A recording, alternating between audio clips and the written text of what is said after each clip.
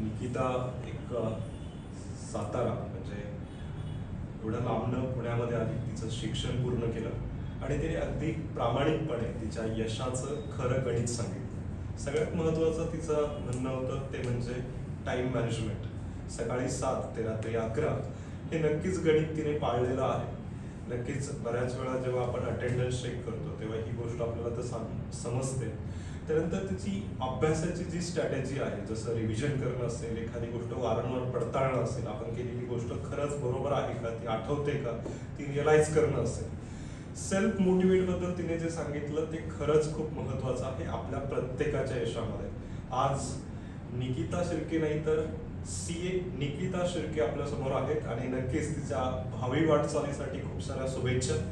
त्याचबरोबर तिने जे काही तिचा अनुभव जो तुम्हाला सांगितला, प्रामुख्याने सातत्य, टाइम मॅनेजमेंट आणि अभ्यासाची जी स्ट्रॅटेजी आहे ती देखील तुमच्या येणाऱ्या काळामध्ये यशस्वी ठरव आणि तुमच्याकडनं पण असंच यश मिळो अशी अपेक्षा. थँक्यू निकिता, तू आल्याबद्दल. अँड भविष्यात आम्हाला नक्कीच या फोरमला तुझी गरज आहे. जेव्हा तुला आठवण येईल या शहरात येशील नक्की ये. अँड वेगवेगळ्या संधी तुझ्या आयुष्यात तुला मिळो आणि ती प्रत्येक तुझी इच्छा पूर्ण होत अशी अपेक्षा. थँक्यू.